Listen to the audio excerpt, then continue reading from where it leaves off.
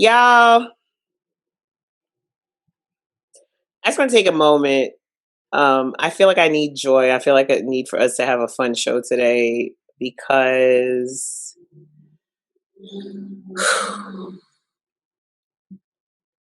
I don't see us. Yeah, I see us. are we But there? do I see us? Do you see us? Do they see No. us? Wait, they do see us. What's up, y'all? Hey. All right, so I was going to say that I feel like I need some joy because it's just been a heavy couple of weeks for everybody, and in particularly, the OG Black Twitter / online media community lost one of our own today. So, I just want to, shout out is not the right word, but, I want to, in a public place, thank Jasmine Waters, aka Jazz Fly, for the amount of inspiration that she's given us, for a legacy that she's left that's going to inspire other people. There tends to be this thing where, like, if you're a hip hop writer or if you have a career in hip hop in general, at some point you have to grow up and move that on to something else or whatever. And for a lot of people, that growing up and moving on to something else means leaving their passion completely and going and doing something completely different. You know what I mean? And still being super successful or whatever. But she was the first of our generation of writers to go from blogging to television as a personality and then to television as a writer. And not like on some hip hop shows, which there's no disrespect. Like, I mean that, I don't mean that as shade at all. Because we need writers in all of our spaces, and we need writers, good writers, to write all types of content, right? That's how we all grow. Right. But to go from being a hip hop blogger to writing on a full season of This Is Us. Mm. You know what I'm saying? Like, and every time I would see the credits at the end of the show and it would say Jazz Waters, I'd be screaming like, this is somebody who I have, online interactions with. Like I said, in the early days of my Twitter experience on that, I like to call it Black Twitter 1.0. We have a lot of friends in common. I've seen a lot of people on my timeline who are in pain right now because they were actually, and I don't want to even make it seem like she and I were close. Like she might not have even remembered my name if she saw me, or she might be one of those people that only knew me as Saint Boogie and wouldn't know if you said Ty. But definitely somebody that impacted my life, that impacted my career, that, gave me something that I can tell my nieces about that want to go into journalism or writing or whatever. So rest in peace, Jazz Fly, man. Shouts to, sending lots of love to her music and entertainment family as well as her actual family. Yeah. So I feel like I need us to turn up the energy because I've been fucked up all afternoon about it. That's why we're starting so late, is because like that definitely just sat me back for a minute. So yeah, that's unfortunate. I saw Jerry Barrow post something about it on Instagram. The hip hop community and the hip hop writing community is super close knit, as is the hip hop community, period. So, it's the loss, it reverberates throughout for sure. Yep. Whew. So, when I was thinking about it earlier, because I had to do this and I had to do yesterday's news, which is going to be on my Twitter page very, very late, and I'm going to act like it was up there very early, but it definitely wasn't. It crossed my mind that the best way to honor a shining light is to shine yourself, right? Like that's the best way for us to honor her. So we don't give y'all a kick-ass show. We have a lot of things to talk about. Outside is kind of open again. It is. It's opening up a little bit with I'm masks. Wait, Hey, what's up, you guys? Hey. Welcome to the Chopping Block Podcast. It's your girl, Ty St. Boogie. And this is Scissor Up 215. Oh, wait, my name is up there? I'm pointing. Your name's down here. Oh. But the you're below me. Okay. No, I'm above you. Like, hey, y'all clearly I can't see what y'all are seeing, but we didn't upgraded the whole setup. I got lighting. I got curls. I got a mic or whatever. So Happen. I mean, trying to be a true content creator so I can marry me a baller that doesn't have a 9-to-5 who can match my hustle.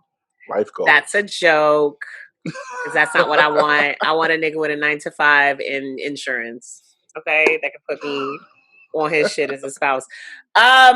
This is the Chopping Block podcast, and that is, of course, the audio video iteration of the two most popular segments on iStandardProducers.com.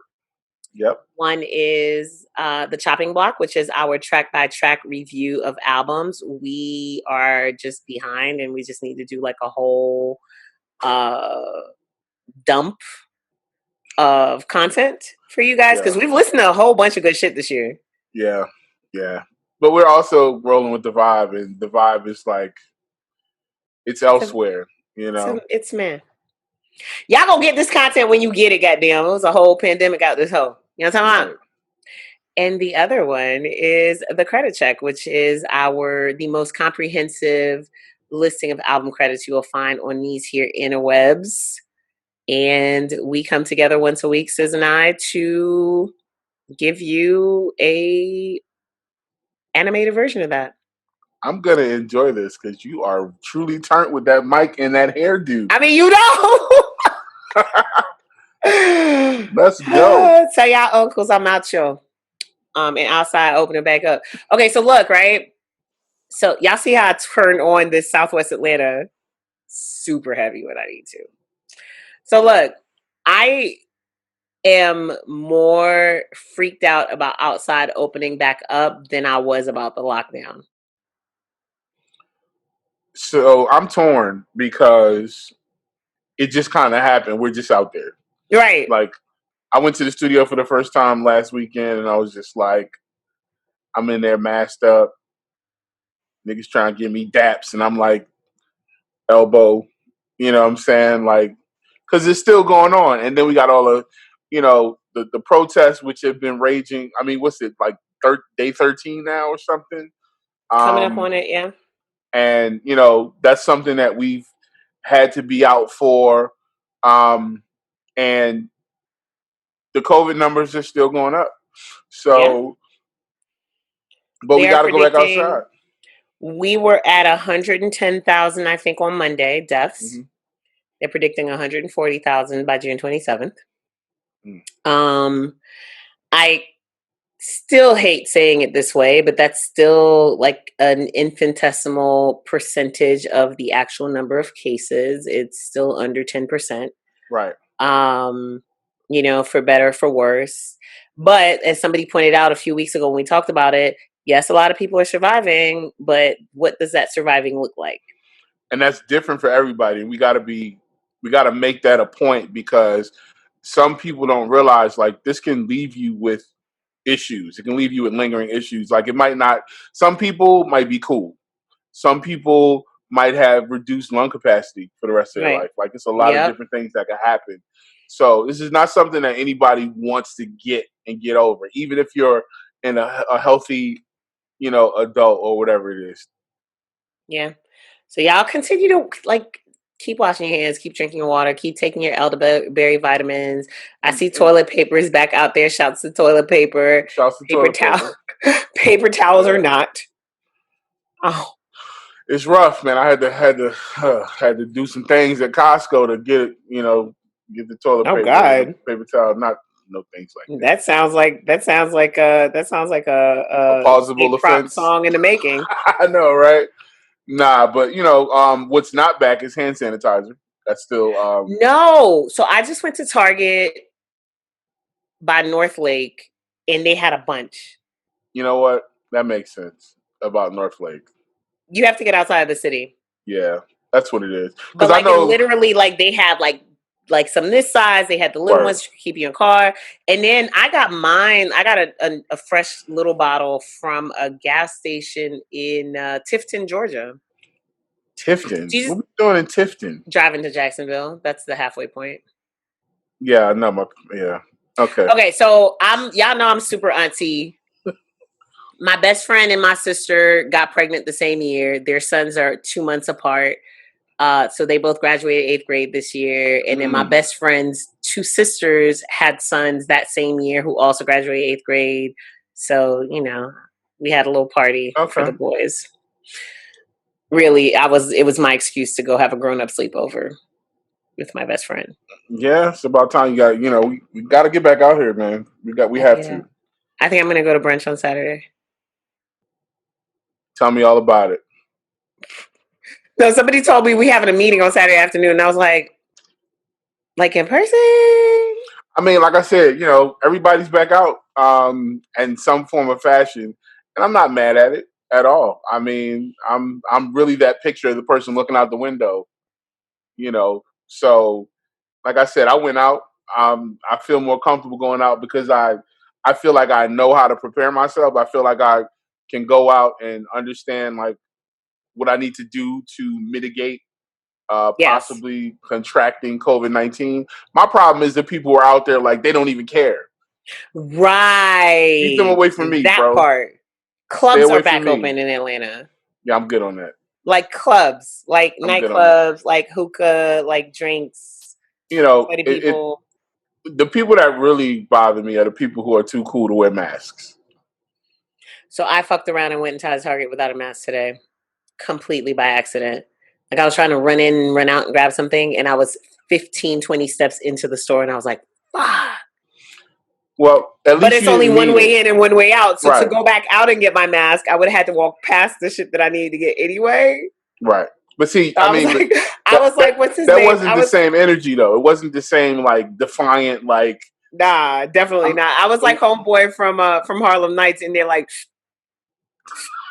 taking little no, you gotta be careful coming around them aisles. Like, you come around that aisle, you know what I mean? Like, Target got them aisles where you come up out the aisle, you come around the corner, somebody with their cart coming that way, and you want to avoid any face-to-face contact.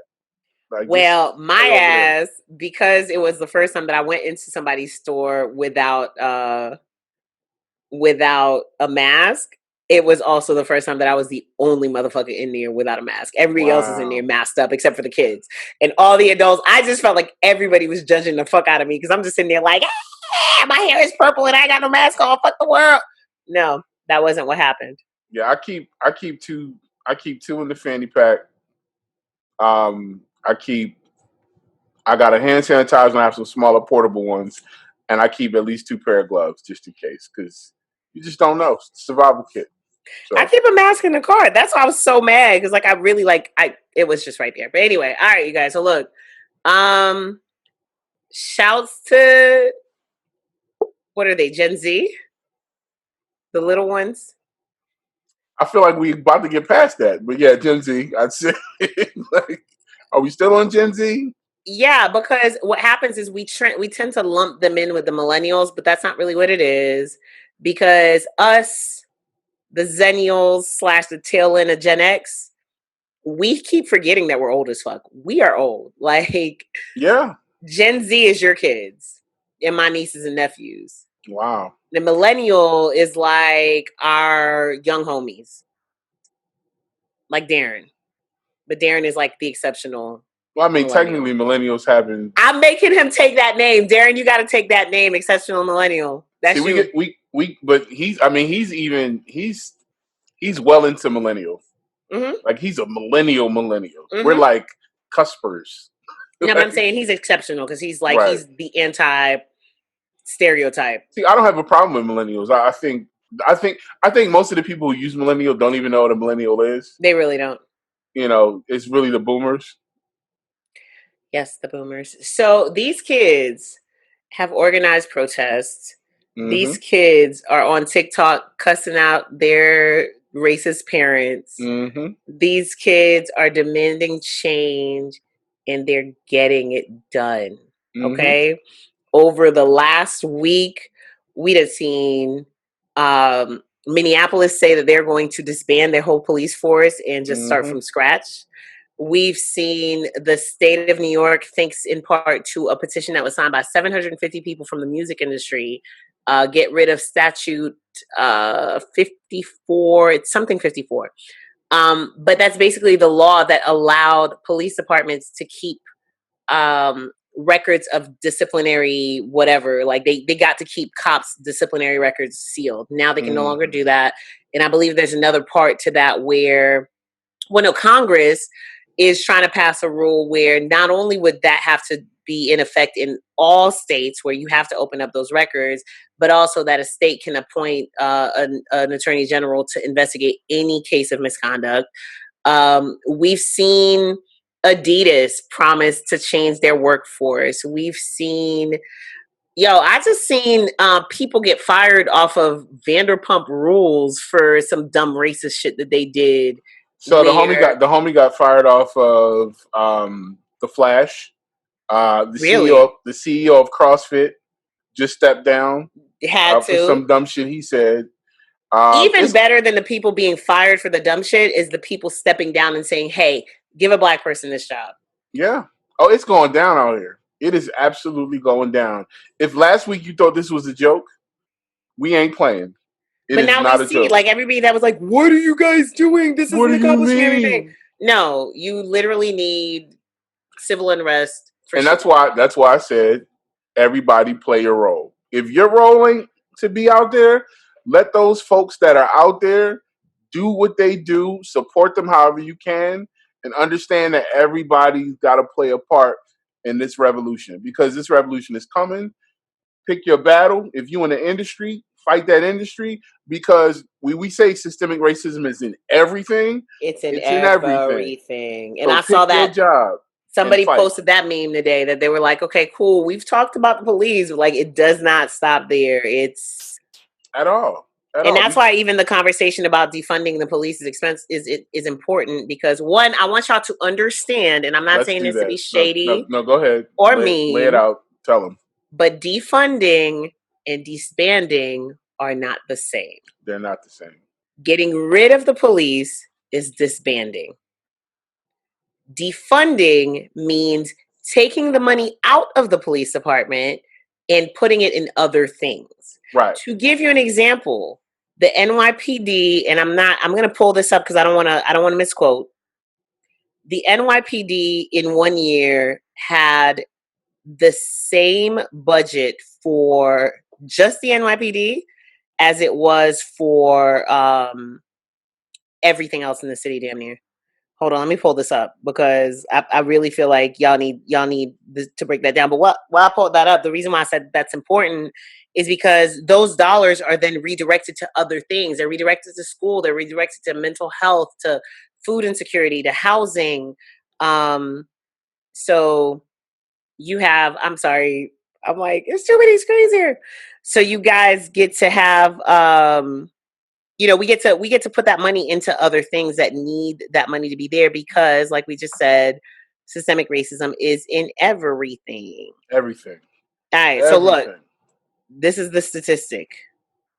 In 2019, the NYPD had an operating budget of $5,668,823,000. Okay? Why? By comparison, homeless services, housing preservation and development, youth and community development, health and hospitals, and parks and recreation combined $5,309,929. That's less. That's ridiculous. Okay? So what that means is we take that money out. What that means is, changes have to happen. There's certain resources that they don't have anymore. Maybe less people get shot if less people have guns. Or, less people get shot if they have after school programs, or if they have health care. Or if we send health professionals out instead of sending police officers to deal with schizophrenic people yelling in the street. Exactly. Because everything should not be criminal. And that's the problem. We over-police in America. We over-police. Why? Because there's also money involved in policing. The state also makes money off of prisons and tickets and all these other things. So all we do is lock people up. And who gets locked up the most? Black and brown people. So the state of California is also working to ban private prisons. Like, I really want y'all to pay attention. I really want y'all to know what's happening in your cities, and I want y'all to hold people accountable and stay on they asses. Like, y'all have to, because we talk about distractions. We were all talking about Congress showing up the other day in Kente Claus. They actually, the shit was ridiculous. Somebody said they looked like a Wakanda chess set. And I was done with the internet for that whole entire day. I enjoyed the banter. You know, I'm always here for the jokes. Right. You know, the jokes are great. For the jokes. But pay attention to what the fuck they were actually doing, which is, like I said, they went in there and they proposed laws that would require, national reform, that would require access to the records across the country, that would give the Attorney General the power to investigate these things.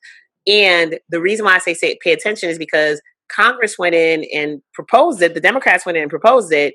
Now it's on us to call our representatives and our senators and be like, hey, my nigga, what's up with that bill, dog? Mm-hmm. Hey, fam, that bill is up for vote. Like, what are we doing? And, somebody was like, oh, well, Nancy Pelosi is still this, that, and the third. Cool. That don't matter. That's not the point. We getting distracted, and we get the bill passed, and then vote her the fuck out. Like, it's fine if you don't want her to be your whatever. Then pick somebody else. That's right. But San Francisco clearly keeps voting her ass in, so they cool with it. That's not the point. That we got to make these people work for us, right? And that's the thing. To make these people. You can push politicians' platforms. You can push their platform, because a politician's goal is to what? Stay in office. So if the people say this is what we want en masse, then that politician will sneak their ass on over to the left a little bit more. They will shuffle. They'll keep shuffling. Like, look at your boy Joe Biden. He's shuffling. You know what I'm saying? Because he realizes, like, there's a point where people are not going to be like, oh, yeah, I'm voting for him if you're not doing certain things. Right? So even at a smaller level, local levels, like, people are starting to realize, like, voting is powerful. We're not even going to talk about the shit show yesterday in Georgia with voting. They about to get sued. One of the things that I did want to bring up is, to your point, Atlanta had at one point said they would close the city jail. They had promised that they would close the Atlanta City Jail, and there was a protest today about that, because obviously they tried to rescind or not do it. Now, voices are going to be heard, because, once again, they were out there campaigning yesterday. So I believe his name's Paul Howard. Paul Howard. Mm-hmm. Right. Paul Howard is probably the guy who's blocking that from happening. And if Paul doesn't play ball, that rhyme, they're going to kick his ass up out of here. Paul Howard is also the person who chose to arrest 2 out of the 6 police officers that were responsible for pulling those kids out of that car and tasing them and all that good stuff. And those 2 officers are suing because of that. Exactly. So there's there are people out there doing the work. There is one young lady who I follow. I don't remember her name off the top of my head, who had a voting guide for every county in Georgia yesterday. Like, here's who's up. Here's what they believe in. Here's where, here's even who we're going to vote, who we're recommending based on X, Y, and Z for every single county, every single seat that was up. So you guys, I don't think that it has ever been more clear that it is important and imperative for y'all to vote, not just at the national level, but very, very much so at your local level, because those are the district attorneys and the grand juries that keep letting motherfuckers off or not arresting motherfuckers or saying they need to see more proof. When we have a video of somebody with their knee on somebody's neck for 8 fucking minutes, and then having somebody else say, well, that's not really what killed them. What? So we got that up out of there real quick too. So. And I'll say this too. Educate yourselves and vote. Teach your kids. Your 16-year-old little sister, the 15-year-old mentee that's around you, your own actual children. Like, I remember somebody once, their kid asking them what the difference was between a Democrat and a Republican. The kid might have been like 7 or 8. And the parent answered, oh, I'll explain it to you later when you're older. And I'm like, no, this is the problem. Start that civic education then. The same way that we should be starting to talk to kids about money as soon as they can count is the same way that y'all should be talking to them about voting and their civil rights. This is what people are fighting for, right? Like the actual ability for us to exercise all the rights that are afforded to us as citizens of this country. Talk to your kids from when they little. It would have cost you nothing to tell that 7, 8-year-old that it's like two different teams, right? It's or two different teams. give them a website. Like point them to a resource. Like we let our kids play all these games. They spend all this time on these devices. Like point your children to reputable resources where they can read. You know, where they can like this stuff is out here. It's very important that we teach our kids these things, but we teach our kids how to learn. We teach our kids how to be productive members of society. Exactly. All right, I'm off my soapbox. Y'all, I can't vote, so this is all I have. All I have is to be out here talking to y'all and educating y'all and helping to facilitate for y'all the voting process, because my shit show of a country is a shit show that's going to take a whole lot more to fix. So since my kids probably finna be born here or whatever, might as well help y'all fix this thing here. All right. So in the midst of all of what's the most ridiculous company that you've seen a statement from so far in the midst of all this, the 2020 apology tour, as Apollo calls it? I mean, I don't even know. Like, it's just been weird. Like waking up, turning on my TV, seeing Black Lives Matter on Amazon or Netflix having like a special screen with all their black movies that they recommend, or playing Call of Duty. My Netflix looks like anyway. Playing Call of Duty, and every time I start a game, the whole screen goes black and it says Black Lives Matter. Which is really weird considering it's Call of Duty. And the racists are losing their shit. Losing their shit. I don't even know. I mean, it's all weird because I'm giving people time. I'm not passing judgment. And the reason why is because it's cool to make these statements. And I'm not mad at these statements if they back them up with actual things. And I don't mean just a donation. I mean, and even the donation, but go. Actual structural change.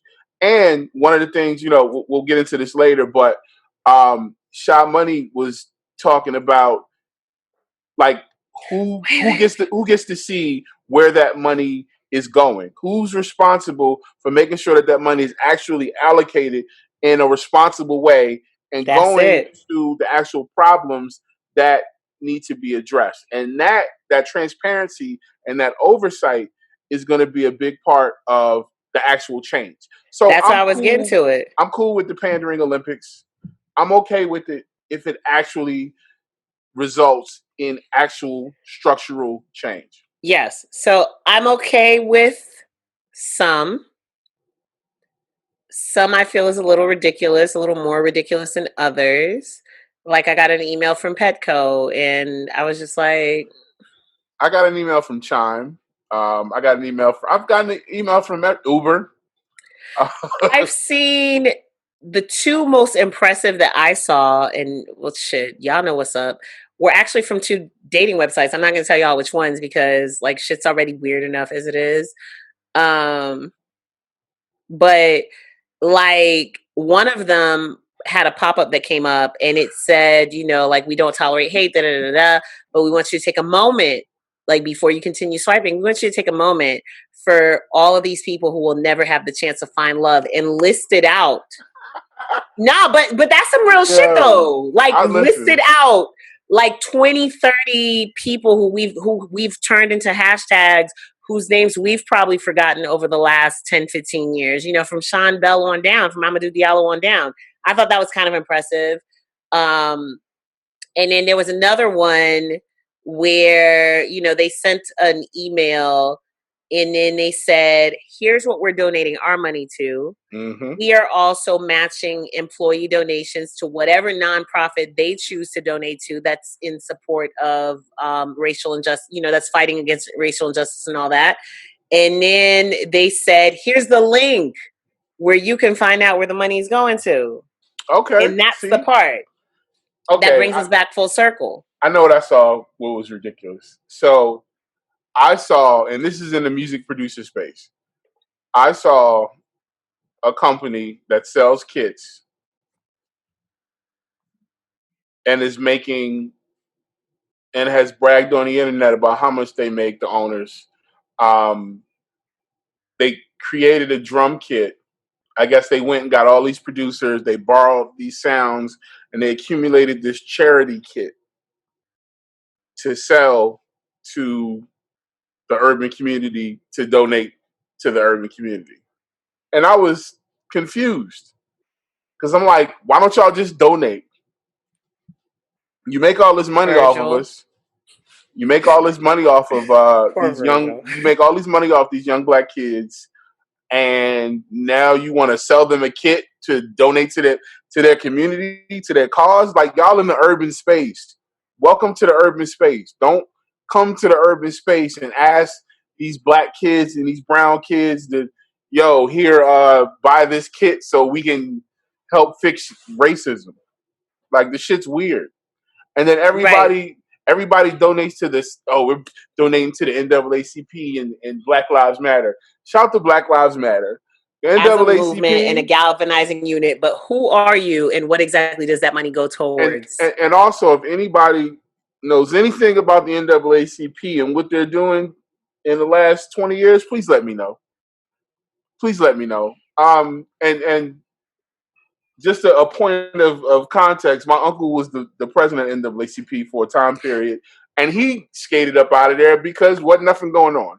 I mean, listen, if we as 40-year-olds, if we as people, in our late 30s, early 40s, cannot point to a single solitary thing where we feel like the NAACP is who we would turn to, ask for whatever. Like, I asked people for resources when it comes to voting, and people said the Urban League before they said the NAACP. The ACLU. Like, what y'all doing? The NAACP That's a valid has question. not been a factor in my lifetime, in my adult lifetime, for sure. Absolutely. And if you're mad, then y'all should be doing something about it. So if these companies are just throwing money at the first black name they see or the first black company they see, then we're gonna be judging you too, because there are things that you can do.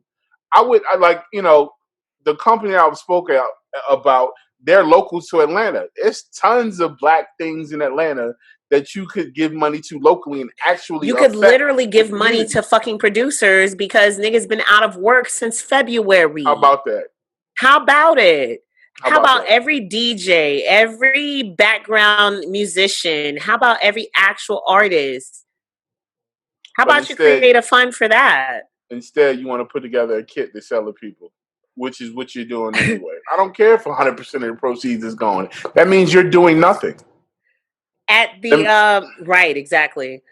At the grand scheme level, the most ridiculous to me was fucking Pornhub. Talking about something they gonna do an all ebony focused week. Bitch, if y'all don't shut up. Like, first of all, black folks only go on there to look for ebony.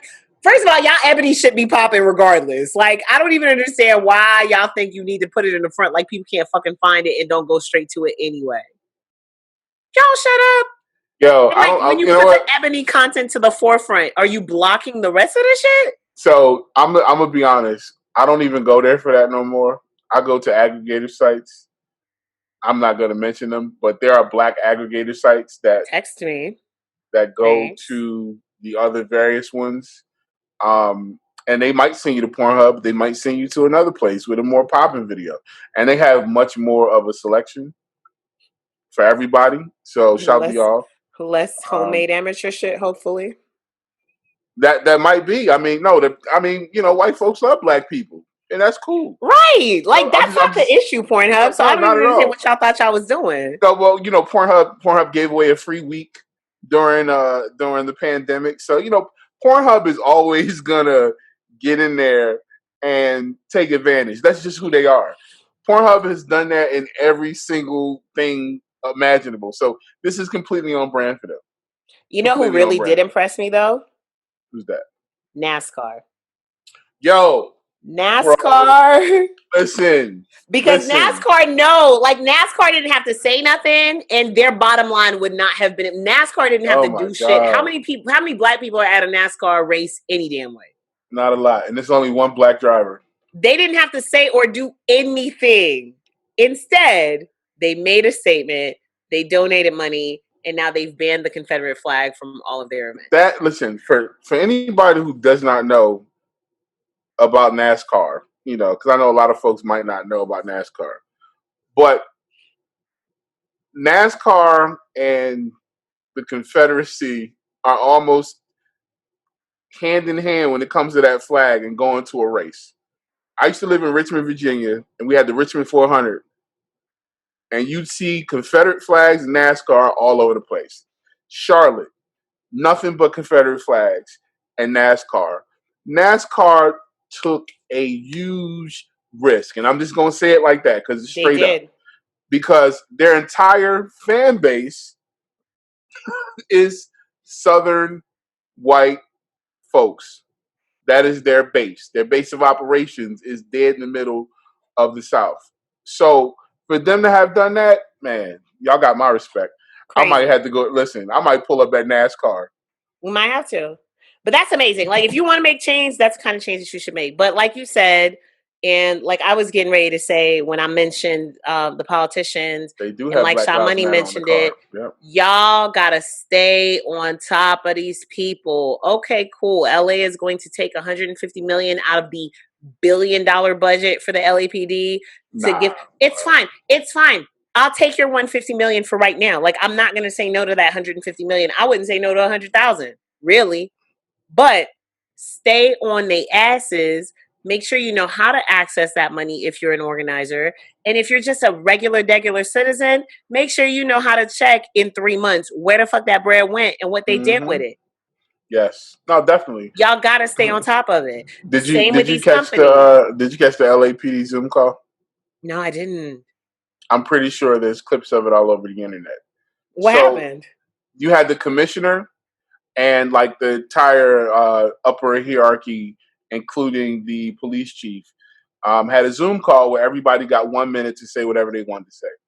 Can you imagine how that went? I mean, there are literally several people. There are so many clips. Fuck the police. I mean, please do yourself a favor, everybody out there. If you did not see it, go look it up. It is the funniest shit you'll see all week. Because these folks were going in, and they got cut off. So it was like, yo, fuck the and then they got cut off and be the next person. And the lady, like my man was saying over there, like the lady who was announcing the calls was so smooth about it. Like somebody could have just told the chief to go suck a bag of dicks, and the chief would just be like, all right, so we got Johnny from Encino. Johnny from Encino, what do you want? And then Johnny from Encino would be like, man. And then everybody was going after the chief and the commissioner. I mean, it was amazing. It was absolutely. People were calling in from all over the country. And people in the background, the girl talking, dude in the background, like, yo, fuck the police. Like, it was legit. It was legit. Absolutely. So, the reason why Sha Money was talking about it, and the reason why I wanted to bring it up, is because, of course, the more able companies, or maybe the more earnest companies, have followed up their apologies and statements with promises of cash. Mm-hmm. Comcast has promised $100 million, $25 million of which will be allocated as advertising over the next 3 years. Which is huge. Several of the labels have made similar pledges. But like you said, and like Sha Money pointed out, we don't know how to track that or how to figure out where that money is going. Right. When you say communities of color, which communities, who gets to pick? How do you choose the organization?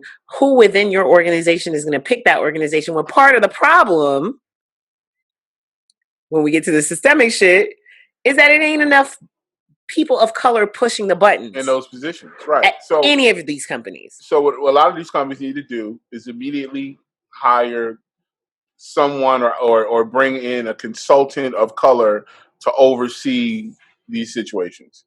That's going to be key. Right. If you don't do that, if you're not worried about that, I can't take you seriously if you have somebody who does not connect with the community dishing out money. Because what you gonna do? You gonna give it to Black Lives Matter and NAACP? That's it.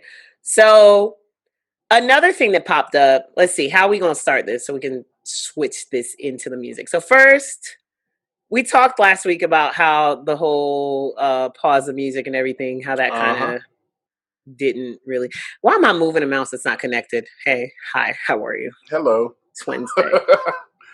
I'm still on Monday's to-do list. Yeah, the show must be paused was a conversation for last week, but now we've evolved. We're moving from the we're upset and here are demands to the we hear you and here is how we attempt to meet those demands. And some of the attempts people are saying are performative. Some of these performative attempts, I really feel like there are people who mean well who just don't know any better. Like there's a campaign that happened today called Pass the Mic, I think. I'm gonna look it up while I'm talking to y'all about it. But essentially what they did is that they went and they got some white influencers to share the mic. That's what it's called.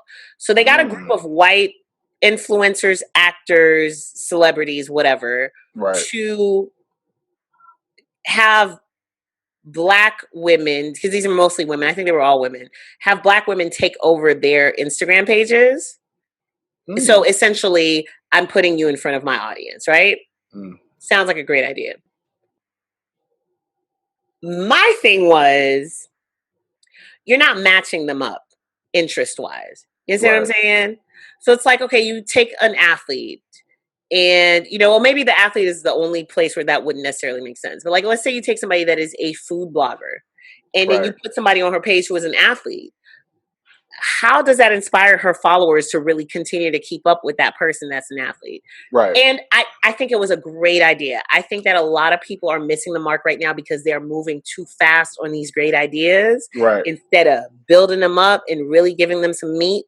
Because this whole share the mic thing, I think all happened.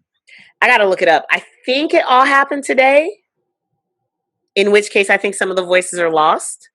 And like I said, I think that y'all kind of rushed to just match up people and didn't make sure that it would make sense on a grander scheme of things. If Myleik Teele is an influencer who's been talking about business for a long time and who owns a brand called The Curl Box, which is obviously based in beauty, right?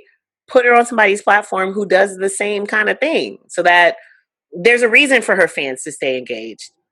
Another one that we saw that you and I had a difference of opinion about was Republic Records making the announcement on Wednesday about urban that they are removing the word urban from their organization. So they are no longer classifying music as urban. They're no longer classifying departments as urban, and none of the executives who had urban in their titles will have that in there anymore. And you said it was important, it mattered because urban is a dog whistle word for Blacks. And just the same way pop is a dog whistle word for whites. So urban actually means we're going to pay you less. And pop means we're going to pay you more. So, it's funny because like the conversation was today, a lot of those OG executives kind of echoed my concerns with the word urban, things that have been going on. Urban. Oh, yeah, urban. That's another word for the N-word. Yeah. So here's the thing with that, though. My concerns when I first saw the article is we're taking the word away, but we're not making any structural changes to the company.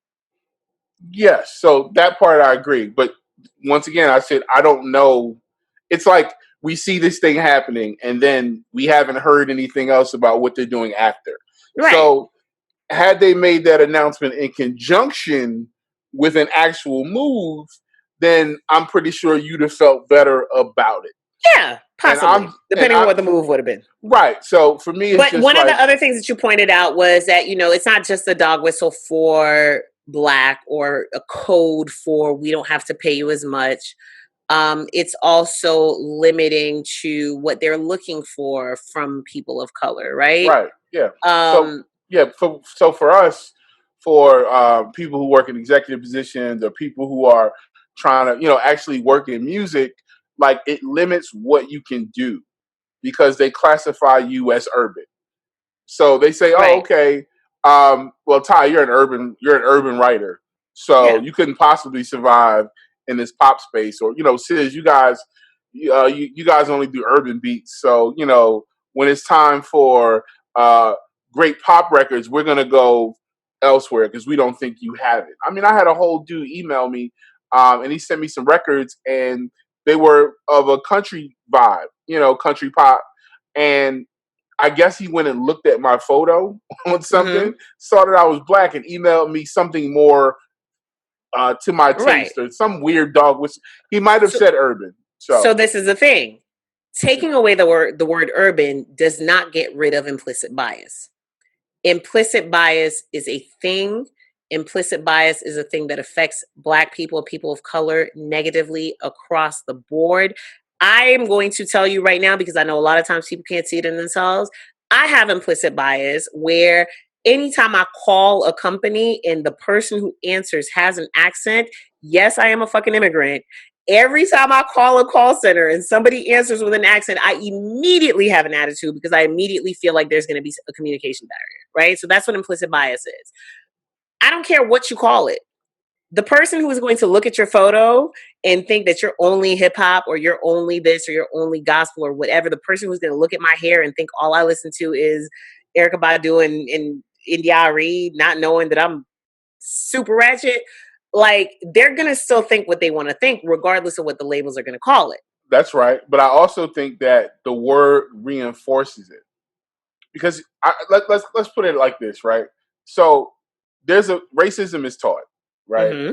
And if your kids come up and they're hearing these words, then they're being walked into that bias.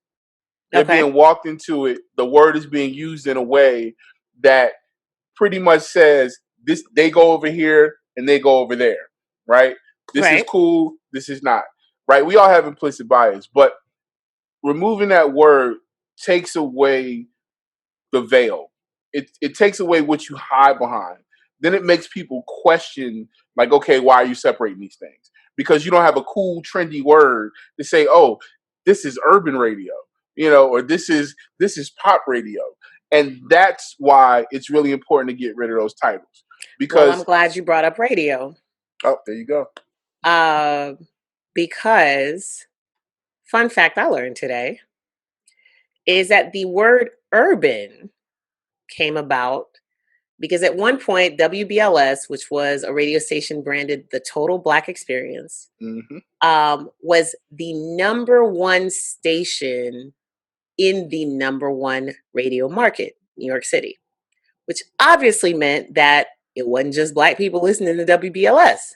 Right. But because it was branded a Black station, they could not get wider advertiser base to spend money at the station.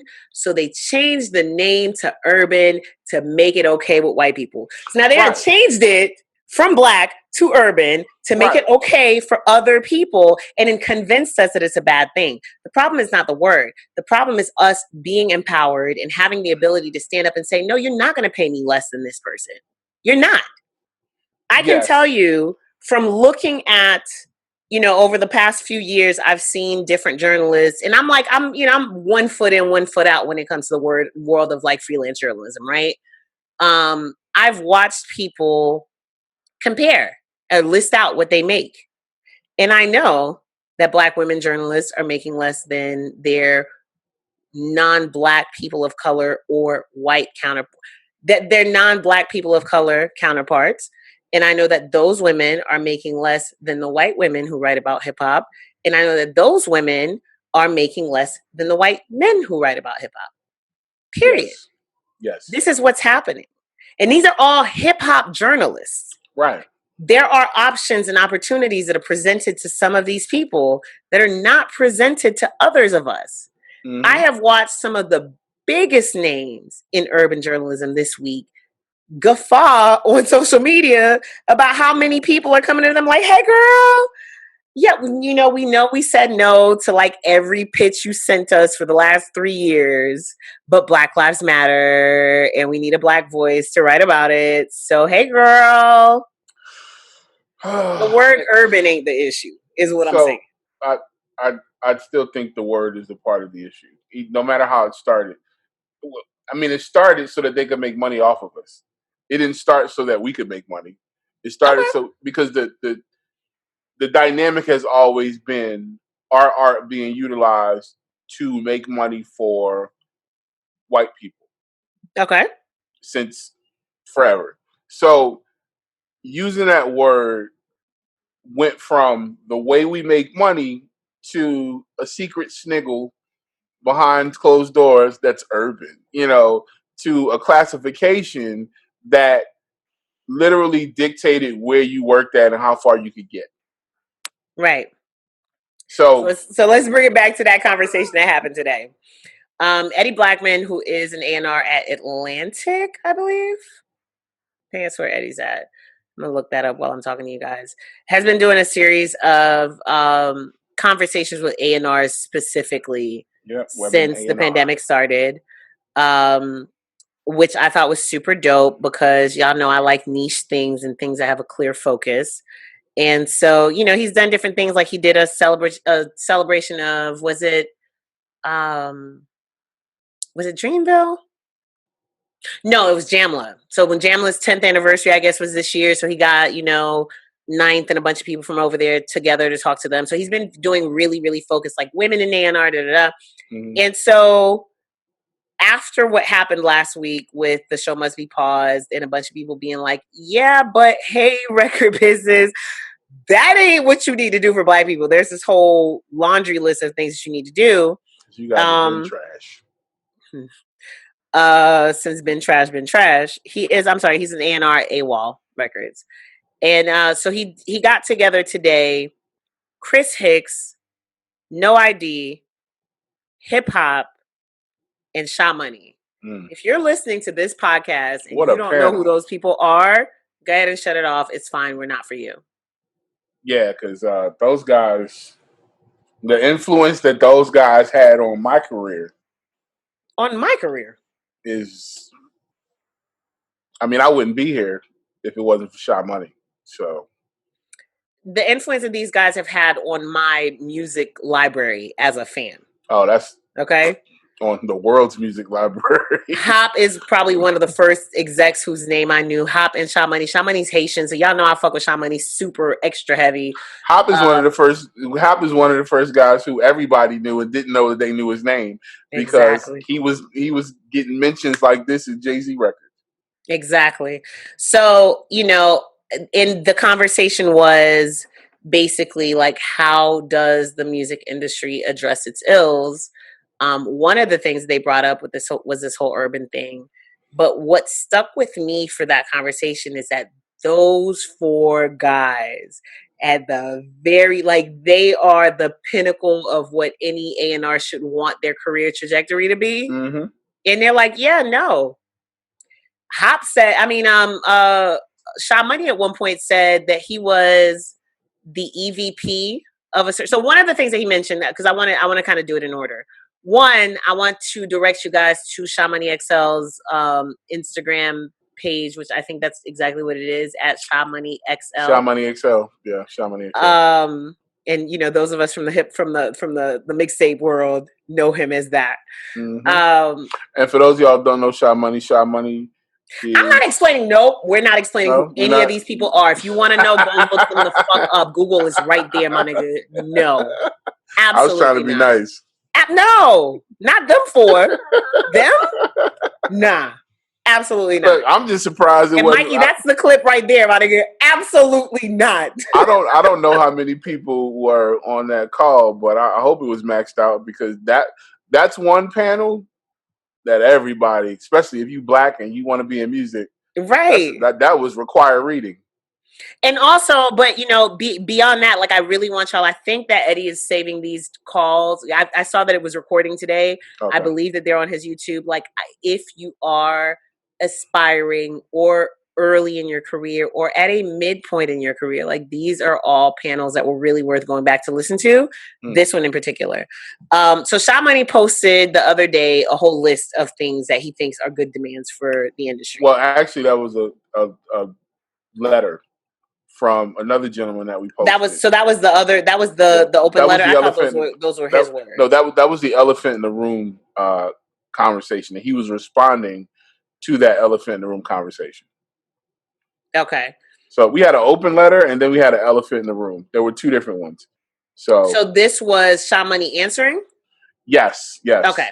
All right. So he has so there was an open letter that was sent to the music business by hold on. I'm finding that now. Y'all, we be trying to prep and then we be forgetting. Because stuff just comes up. Stuff comes up. I really am just like, I can't. Okay, so Keith Harris. Yes. Who is a veteran industry exec in the UK, wrote this letter. From the UK, but he's worked in the States and in the UK. Okay. So he wrote this open letter to the industry like, hey, blacking out is great. Giving your employees a day off is great. Donating money is even better, but here's a whole bunch of other shit that y'all could do. And then Sha Money went through and asked for a lot of these things. And so one of the things that he mentioned on his list, which you can see on his Instagram, but also mentioned on the call, was training. Was saying that they put urban execs or black execs into certain positions, but it's for show. They don't give you access to certain information. They don't give you the ability to really learn the business so that you can then take it and move on to somewhere else. And what that does is it does us three disservices. Number one, we already talked about people just not getting paid what they're worth. Number two, it means that once you move on from that urban VP position at one label, the only other thing that you could do is go be an urban VP at somewhere else. And number three, it devalues us in such a way that they really feel like they can replace you with anybody. And then they go and they grab whoever who thinks they could be an A&R or has found, I don't want to say lucked up, but has found some talent and is able to bring them to the table. And that's why y'all know that is the biggest, like, A&R is music business scam job of the world. Like everybody and their mama is an A&R consultant. And then you reach out to your people that you know at the label and they've never heard of them. So I'm going to talk about that in a second because let's stop there. But Ronald E. Sweeney was that the actual person that wrote the elephant letter in the room. No, Ron wrote the original letter. And then Keith had it. Ronald E. Sweeney. Yeah, Keith wrote the original one. And Ronald E. Sweeney, who's a attorney, wrote the elephant in the room with the 12-step demand. Okay. And he's represented Clarence Avant, a.k.a. the Black Godfather, Eazy-E, Ruthless Records, Lil Wayne, Irv Gotti, Puffy, James Brown, Public Enemy, DMX, Ja Rule. Like, he's been in the game for a very long time. And he was talking about how he's done these mega $1 million deals and felt like they were talking at him. This is a high-powered attorney. Right. Representing some of the biggest names, the biggest black names in entertainment. And he's gotten this perspective where he's been in a boardroom and seen the bullshit from the top down. So he wrote this 12-step plan about black dollars and how much we're generating on behalf of this system and how we don't have ownership. And, it was excellent. So somebody forwarded to Sha, and then Sha threw his expertise and everything on top of that. So that's where we are. So I took like little notes from this call because they really were like going in with so many things. I thought, to me, what was eye opening, like I said, is this idea that a Chris Hicks, a Kyambo Joshua, a No ID, a Sha Money XL could be who they are and still be dealing with this, and this is where we talk about systemic. We talk about being the executive VP of a department and seeing a meeting. I believe that. I know he took one job at Def Jam, and then I believe he was the EVP at Epic. And seeing a whole bunch of your counterparts going into a meeting And then when you say, why am I not in this meeting? They're like, oh, we need you on creative. Don't worry about it. We need you to wrangle the creatives. Yeah, don't worry about this money stuff. We don't need you to know how the budget gets worked out. We don't need you to know how the actual business of your department runs. That's crazy. The crazier part was No ID said, even if you saw it, they wouldn't let you in on it. Even if you saw it. That makes no sense. That limits all of us. And that explains why, for so many years, so many of the OGs were like duffing the rest of us off and hitting us with the Heisman, not wanting to put us on because they don't have nowhere else to go. Yeah, Where are they going to go? And also, they didn't want to put a lot of us in these bullshit situations. That's not everybody. Everybody was not being that altruistic. Well, I'm just going to talk about the people that came from their time period, because I don't want to confuse them. And that's why when I go back to the A&R assistant conversation, we got a date. That's not something that always existed. The first A&R assistant I've ever heard of was don't say his name. I'm not going to say his name, but he worked for Wayne Williams. Okay, and he wasn't. Why did I know who you were talking about? No, we're going to say his name, Kevin Shine. I'm sorry. And listen, this is not a slight to Kevin. I'm sorry. I'm laughing too hard. Kevin's put in a lot of work. You know, I'm not here to talk about Kevin, but that was the first time I'd ever heard of that term, A&R assistant. And it really meant you don't actually work for the label. You work for that guy. And then that thing became powerful. But this was as the music business was evolving. So I look at anything. I came in the music industry before the shit hit the fan. Right. So learning from guys like hip hop, learning from Lenny S. and Sycamore, even as a 19-year-old, when Sycamore was head of A&R at Atlantic at 19 years old or 20 or whatever crazy young age he was.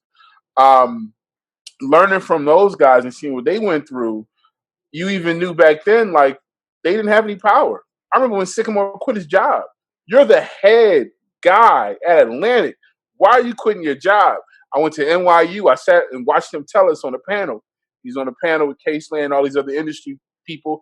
And he said, because I had no power. Because some 12-year-old little girl's going to go tell her 75-year-old grandpa that Soulja Boy song was popping. So that 75-year-old is going to call all us into a boardroom and say, I need more of those records. Right. Put all our money on that. It's like blackjack. Put all our money on 13 Black. You know what I'm saying? Like, I don't care what y'all bringing to the table. So they're out there trying to find real talent. I remember Sick was working with a lot of my homies. I remember cats would not sign us because they was like, these ain't the deals for y'all. Y'all not going to like what y'all get. A lot of us got real rap from these dudes. Now, these new A&Rs, they came in the stream world. But and I'll say this too. Man. I'll say this too. There are probably still people right now that will say, nah, this ain't what you want. And when you're on the receiving end of that advice or that wisdom, depending on where your life is at, you may listen to it. You might. Or you may go around your big homie and then go break your teeth on your own. Right.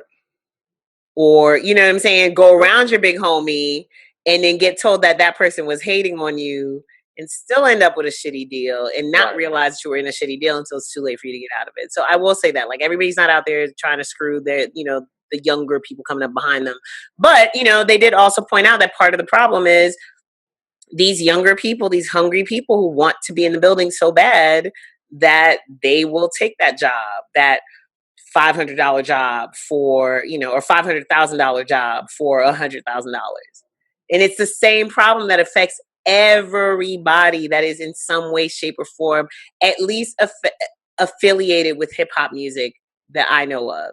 I have told somebody this is how much I charge for a bio, and they've told me that they're going to get their little sister, who is a English major at whatever school, to write it instead.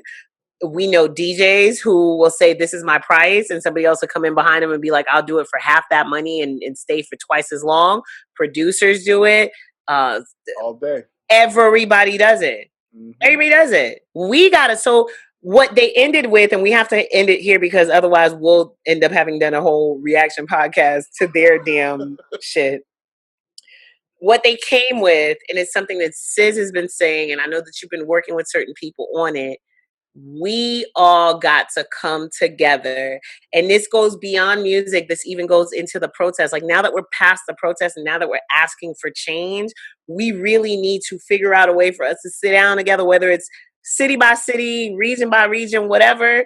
Sit down and figure out what we need within the music business. Maybe the producers need to be over there and the songwriters need to be over here and the artists need to be over here and whatever. But we gotta all come to the same page.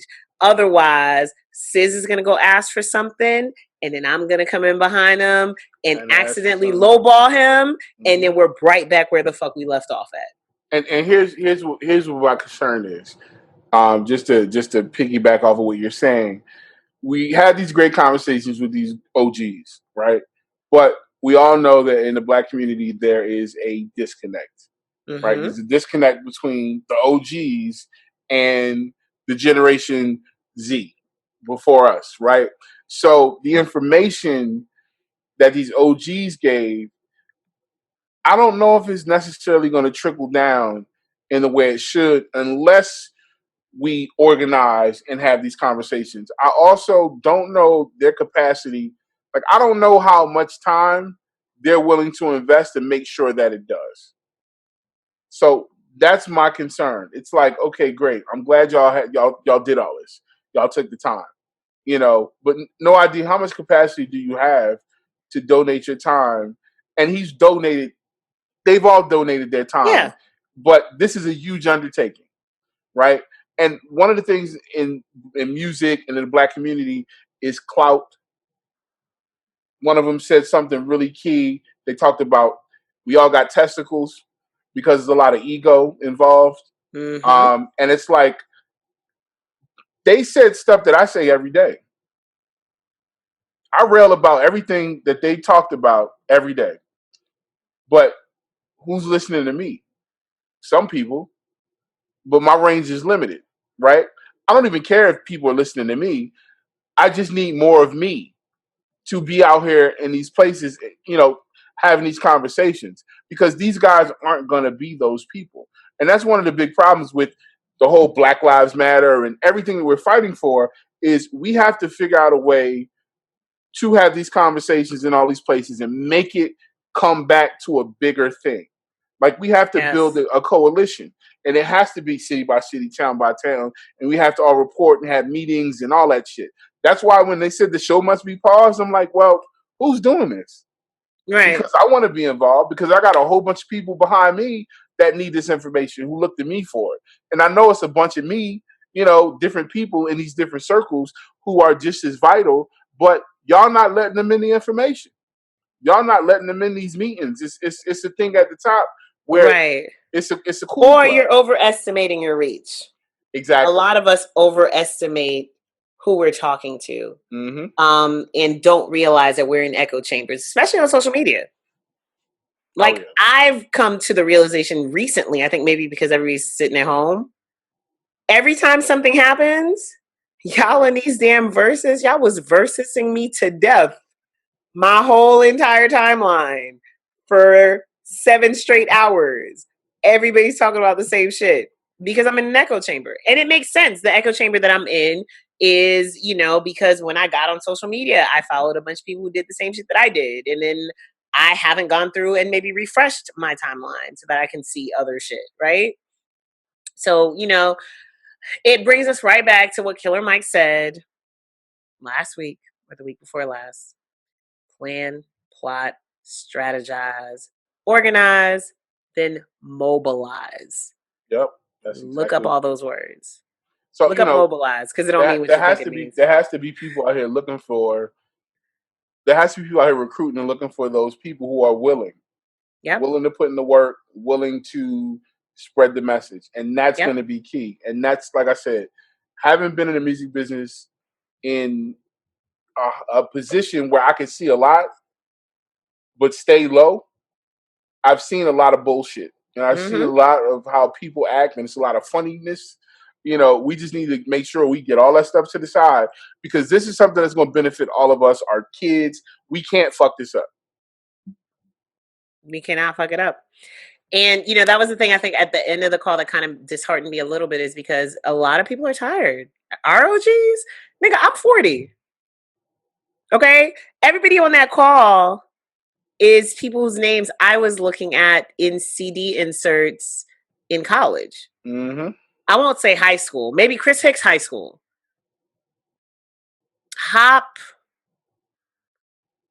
and No ID college, I think. Yeah. The point being, these are people with 20 plus year careers, and that's the part where I saw them. So that's not counting the 5 or 10 years maybe that they were grinding before that, trying to make it out. It makes sense that they're tired. It makes sense that they don't necessarily know how to communicate the information properly. It makes sense that, these kids now, I don't want to say these kids nowadays, enough OGs have been assholes to the kids for the kids not to pay attention to what the OGs are saying. Facts. Yep, facts. And enough of the kids are assholes just in general and think they know everything and don't want to listen to the people that came before them. Because they've never had to. It's a big thing. And we got 3 generations primarily of trauma, right? Where we need to link up and fix some shit. Let's just say the crack era, you got the people who were teenagers or adults when that shit hit. Then you had us who were babies, and now you have our babies, and our little brothers and stuff. So we got to figure out how to close that gap real quick and create dialogue between the 3 generations so that we can progress forward and really make the change that we've all wanted for a long time. So especially in music, man, because I spend a lot of time trying to make sure that these younger kids really understand, but you gotta respect them. You gotta give them a little bit of respect to get respect. So that's just how it is. Real talk. All righty. Let's actually talk about some music. Sure. I actually listened to some this week. I did too. Not a lot of albums, but a lot of singles out there. So here's a question for you. Do you feel, what is the ratio you think of people who are making protest music because they're really fed up and their heart is really in it, and people who are making protest music because that's a quick lick to hit right now? If I could talk. From everything that I've heard, I'd say it's mostly people who are actually affected. Okay. I agree. And the reason why I say it is because the people that I'm hearing from, I've heard their pain music before. So it's not like, some random person who's just never made this type of song doing it. For me, I'll say it's not even just the fact that there are people who've done it before. I'll say it's also in the lyrical content. Like, so Juicy J dropped a record called Hella Fucking Trauma. Hella Fucking Trauma, yes. And you're like, it's Juicy J, right? Mm-hmm. And it starts with his regular drop. What'd Juicy say? Shut the fuck up. So you're like, all right. But then you go and you listen to what he's saying. It's like, okay, Juicy had something to say. Yeah. Juicy had some things to say. So he did that. That was definitely on point. Trey Songz dropped a record. Loved it. Oh man. I loved it as well. I felt like it was missing something though. I just felt like it sounded too much like that guy we hate. Which one? Oh yeah, it did. But he's been known to. I mean, I think that he's always. It makes sense. Like, who else were you going to grow up listening to and emulating? But other than that, I thought it was pretty cool. When I say I felt like it was missing something, this is what I mean. You remember Trey Songz? You remember J. Cole dropped the song right after Mike Brown was killed? And it was a whole big deal because he recorded it like in one take and he was singing and his voice was hoarse through it. I forget what it's called. I think it's called Break Free or something like that. I wanted that Be Free. That's what it's called. J. Cole song. I wanted that Trey Songz song to give me Someday We'll All Be Free. I wanted it to give me Marvin Gaye, What's Going On. And it was almost there, but then it just wasn't. I don't know what it was about. I mean, it's a really good song, but I just don't feel like it's a song that's going to stick. And maybe they don't have to be songs that stick. Right. But I think good protest music, that's why you can go back and listen to what's going on right now and be pissed that it still applies. But even if it didn't still apply, you would understand what he meant then. You know what I'm saying? I don't know. Maybe I was looking for too much from Trey Songz. I just heard a good song. I mean, I listened to it twice, so it felt like it was on topic. Only thing I really don't have any complaints about the song. Meek Mill dropped Other Side of America and it went on CNN and told them about his record, which is a big, huge deal. Shouts to Mike Brinkley and Meek's team over at Rock Nation. That one, I felt like Meek has that voice. So this is really what we need Meek to be doing anyway. I mean, when it comes to Meek, Meek speaks for me. If I had to say somebody speaks for me, Meek speaks for me. The stuff that he says applies to me directly growing up in Philly. We grew up in the same area.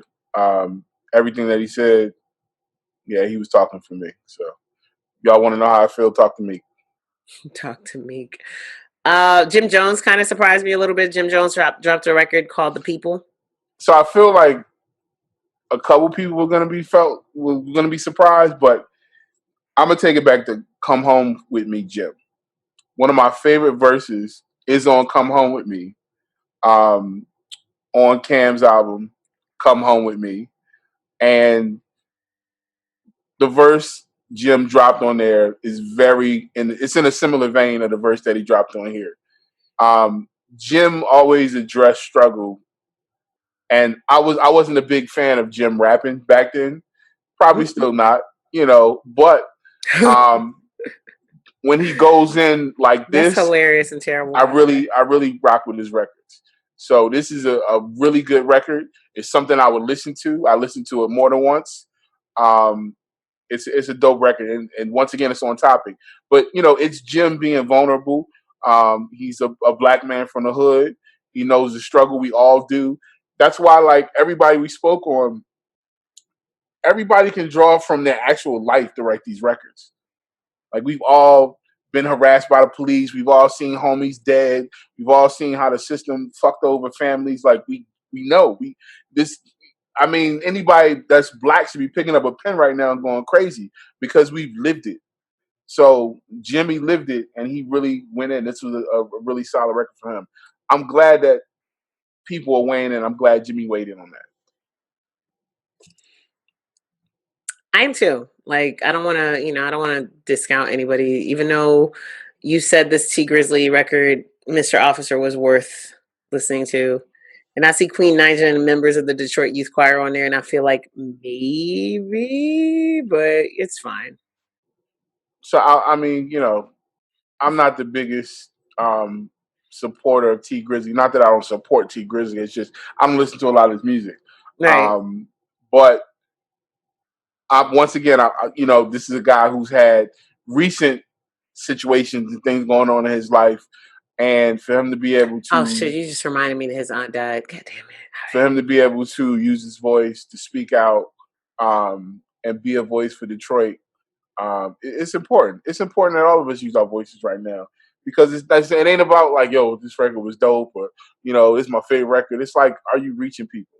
Are you getting the message out? Like, are you? Because clearly this man got a huge audience. All these people have huge audiences, so I'm glad that they're just using their voice to reach out and really get the message out there. Because, like I said, the kids need to hear it. This is about the kids. You know, the youth, they really need to hear this message.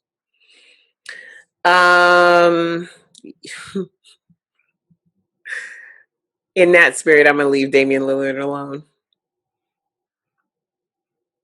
I'm just gonna not.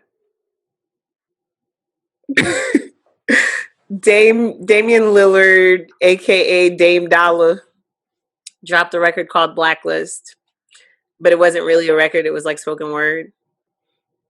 Oh, Okay. And I tapped out on the line where if anybody in my circle does an underage, I'm snitching. And I was like, this is a really weird time and place to put that into the conversation. Oh, okay.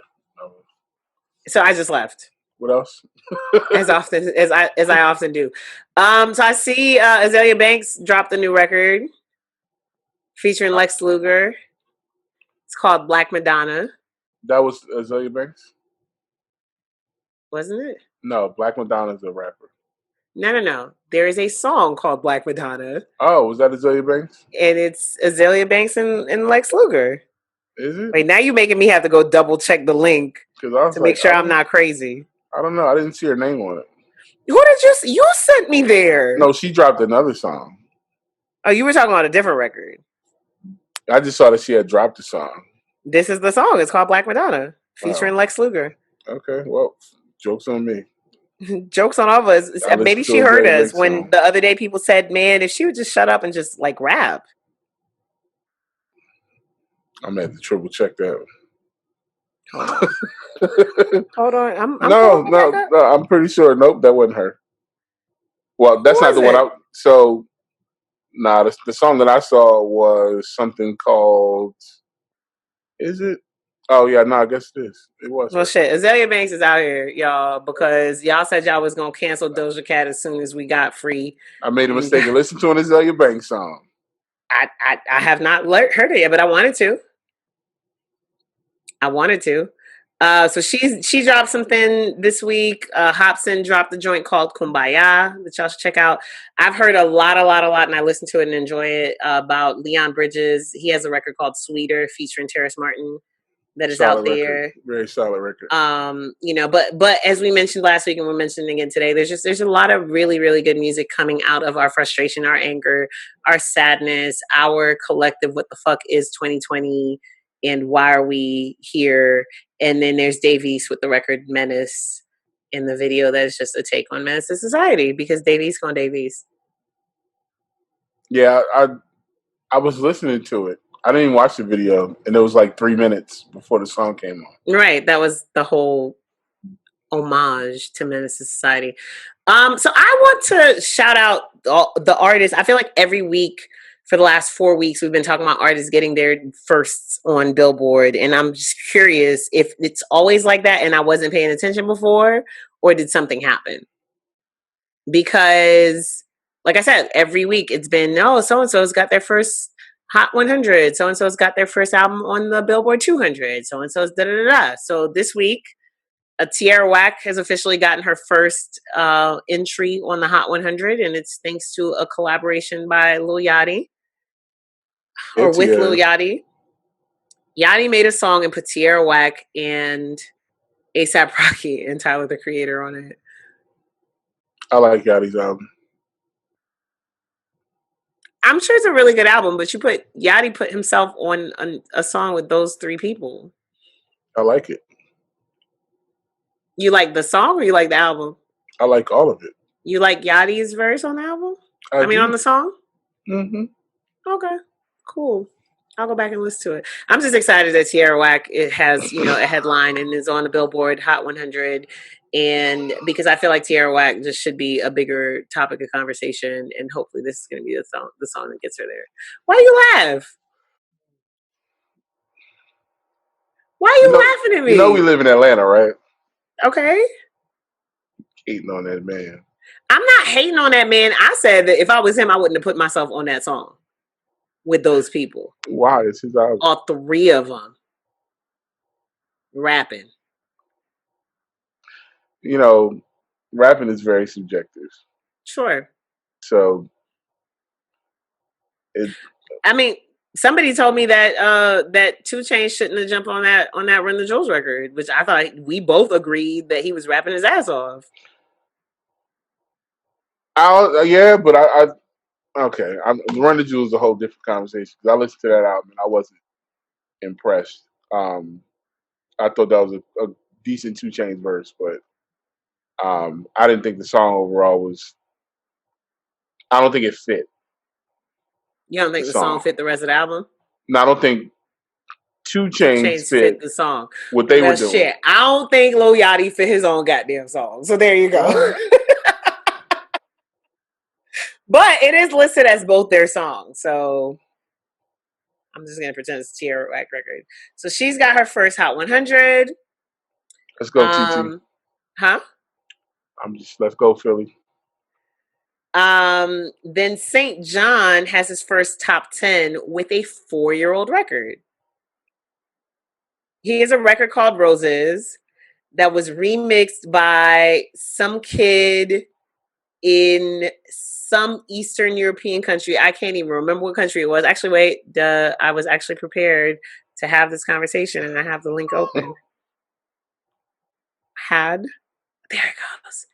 Yay, look, Mama, I know how to do my job. Oh, shit. No, I don't. Where did the article go?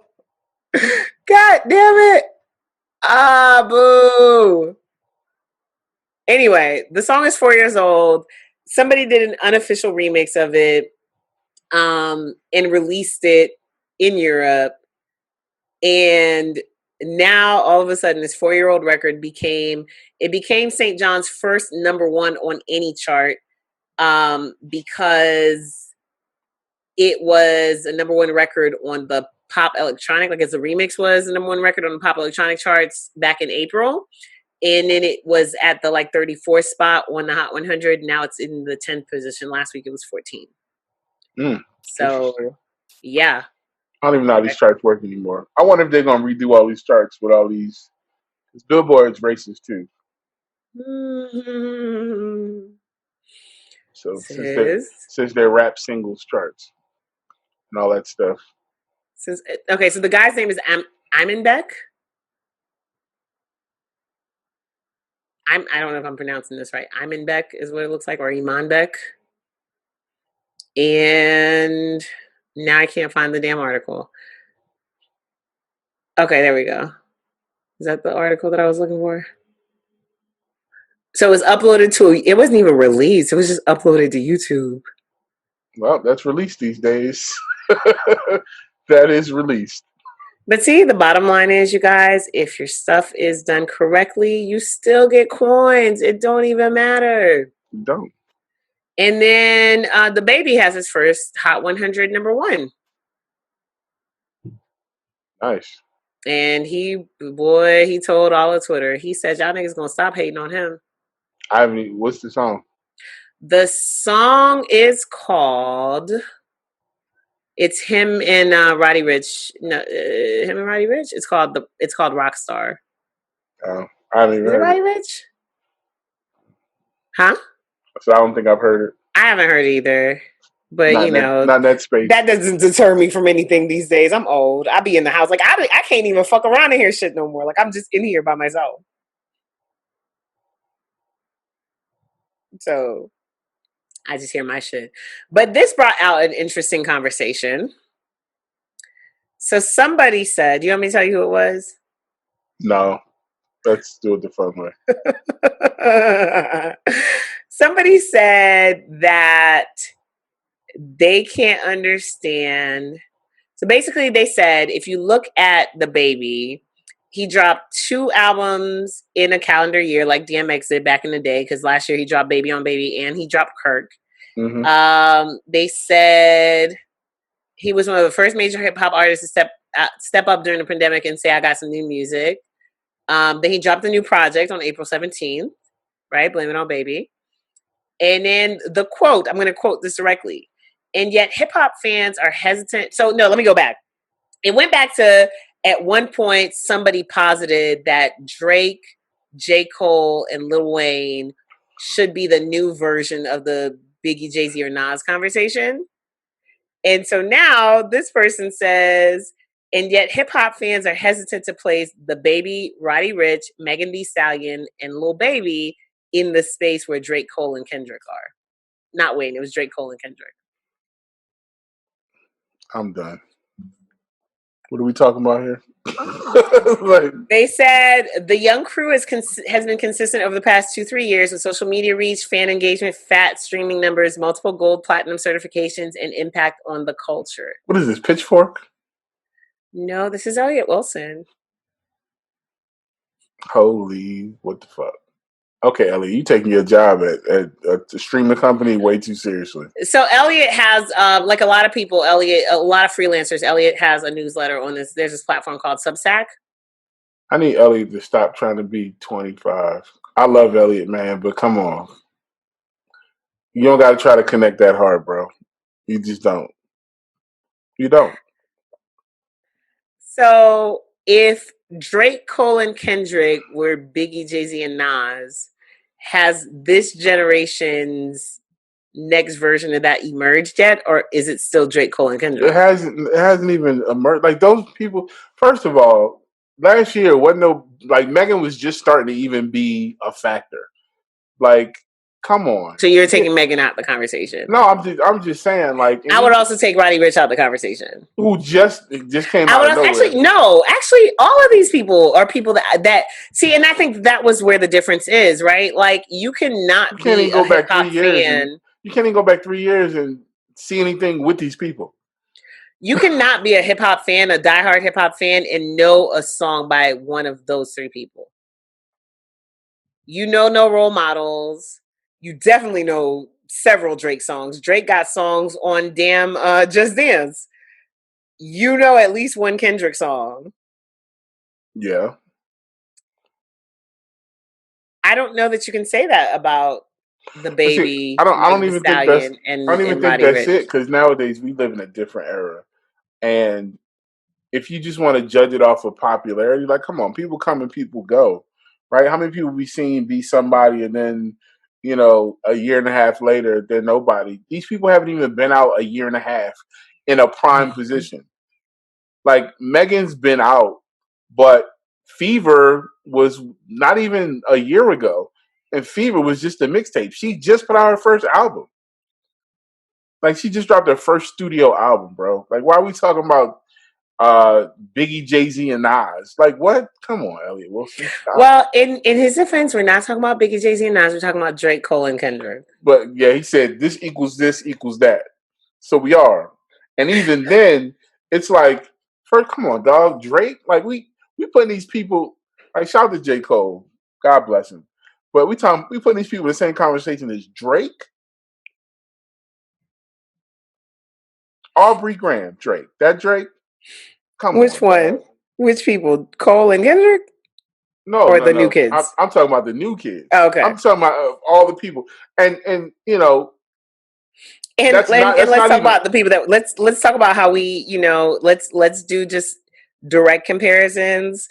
Let's talk about how would we skip Cardi for a Megan, or has Cardi been quiet for too long? And y'all forgot that she just put out an album. And you know what? Shout out to Cardi for using her platform to uplift and educate, to constantly speak out on issues, even when people try to shut her up. She made a really touching post about Breonna Taylor. She's been using her platform to be political and unapologetic and call for freedom and justice when she don't have to. But even still, when you look at the most streamed artists of the last 3-4 years, she's up there. So are we that microwave? Like, oh my God, she hasn't had a single in the last 3 months. So come on, dude. Like, really? And I love Megan. I'm a huge Megan fan. I was a fan of Megan Tina Snow I'm a fan of Megan as a person. I'm more of a fan of Megan than I am of her music. Well, I'm a fan of her. I've been a fan of Megan's music since Tina Snow. So no. I don't have a problem with her music. No, but I'm just talking about. I'm just talking about in the context of the conversation, because Elliot Wilson ain't know shit about Megan at Tina Snow days. So, you know, she started popping. Now she's popping. That's cool. And this ain't even about Megan, but it's like Roddy Ricch. Like, come on, dog. He had a single for a couple years. Why didn't you say Old Town Road? Why didn't you say Lil Nas X? Lil Nas X? Well, Lil Nas X only had...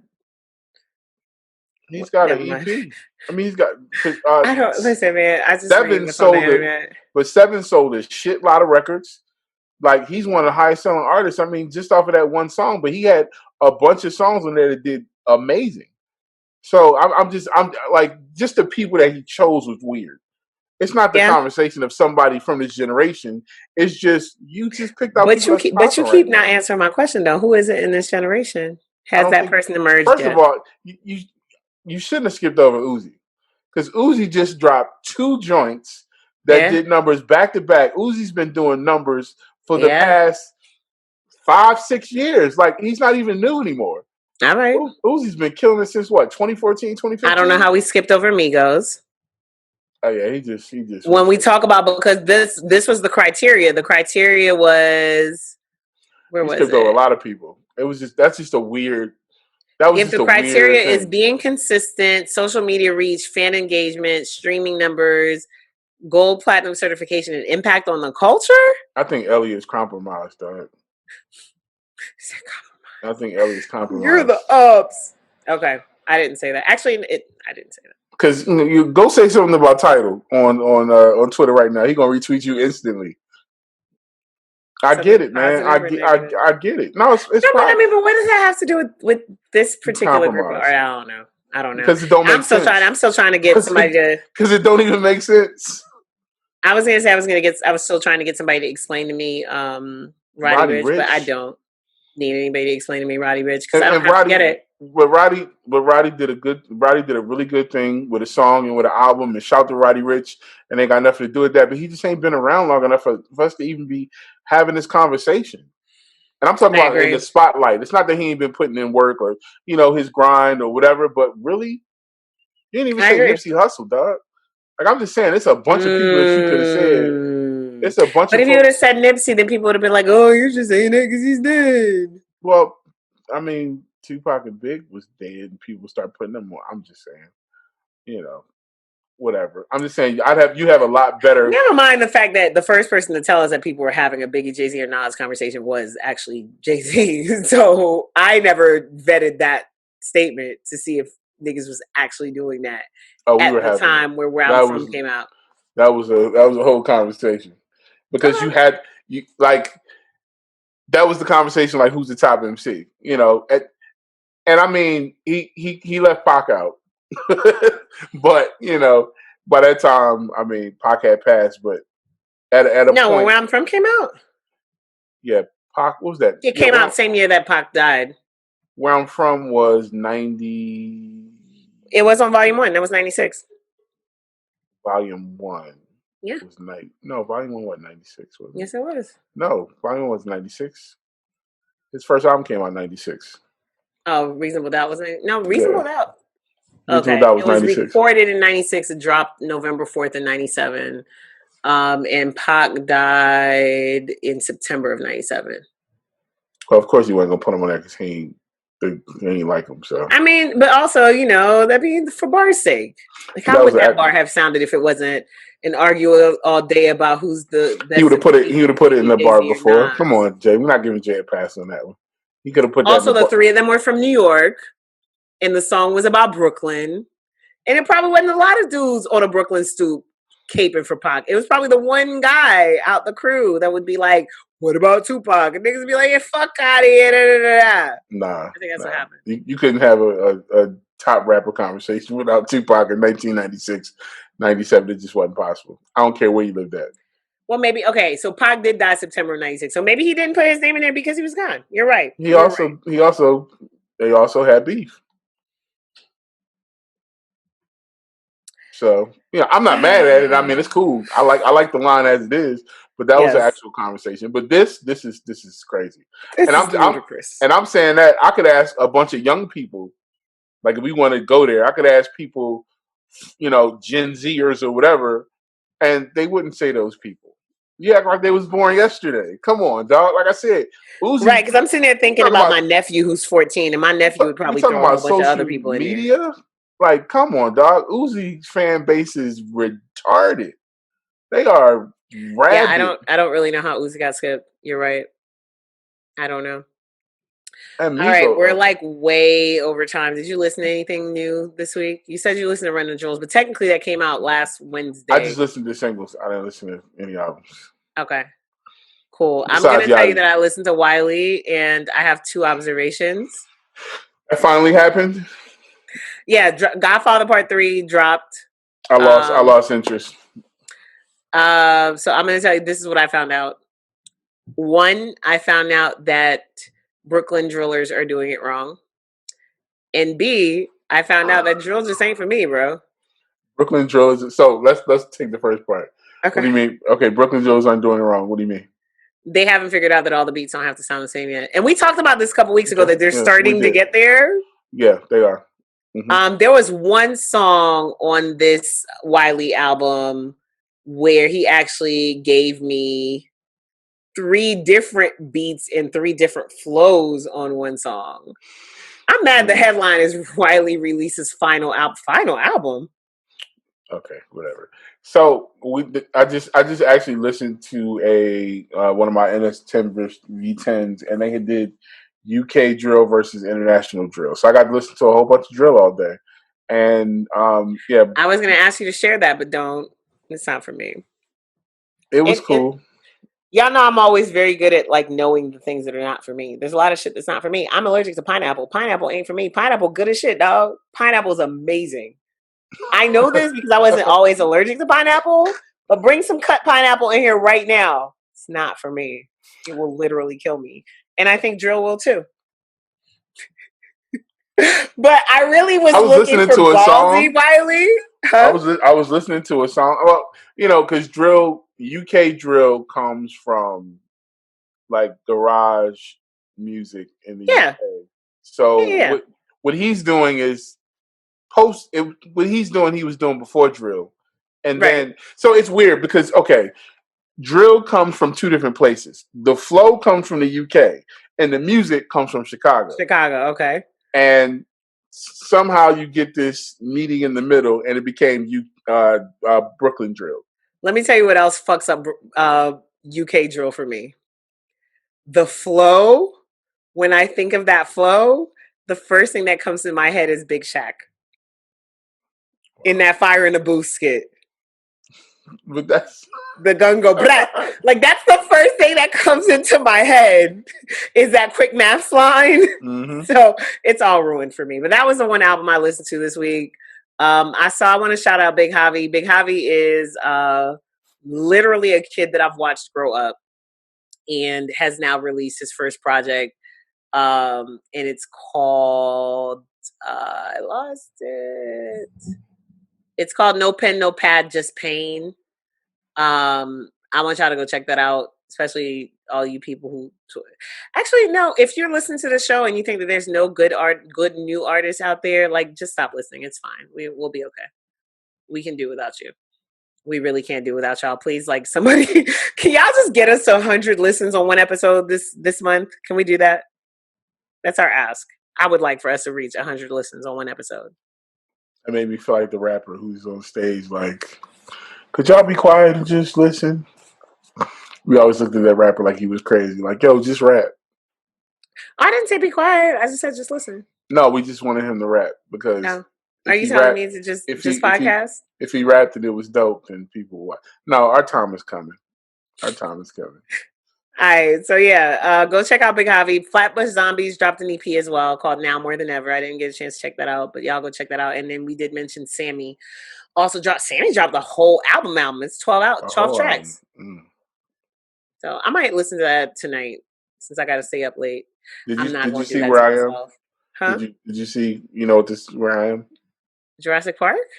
No, it's Wakanda. Oh, Wakanda.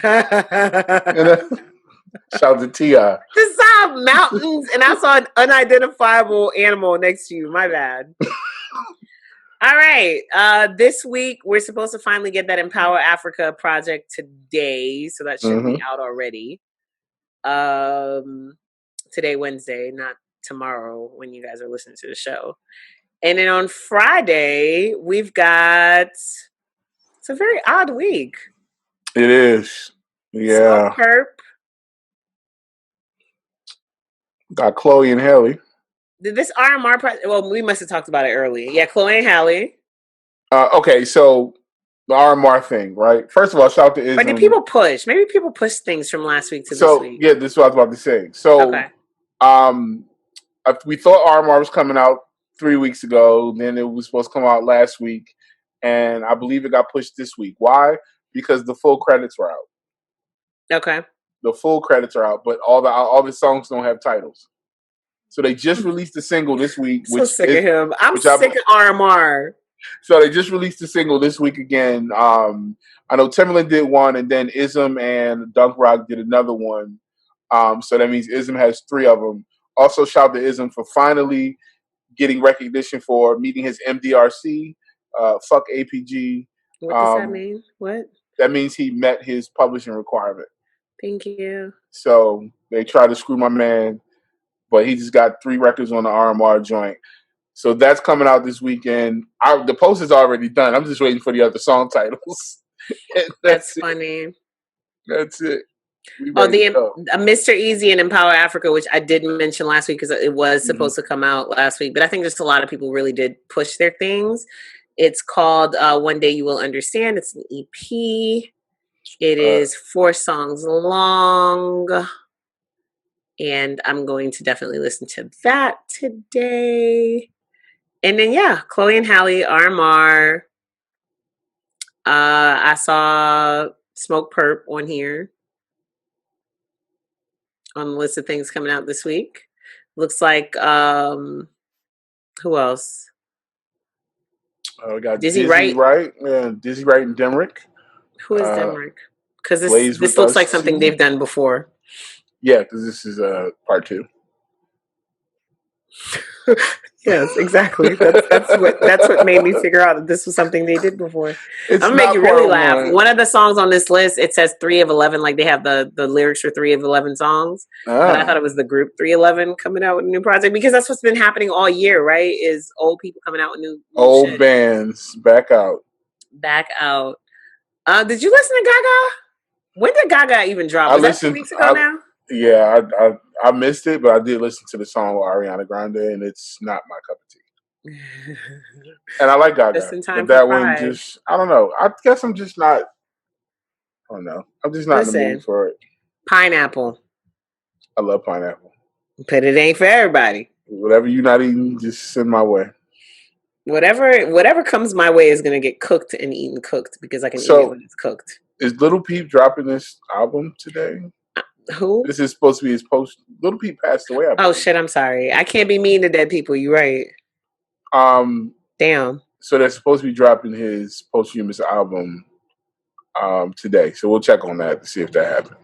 Speaking of posthumous albums, I want to shout out Stephen Victor, who was Pop Smoke's manager, and whose label Victor Records is Victor Worldwide is actually the company that's going to release that Pop Smoke record. So he's the one really like out there working and making it happen.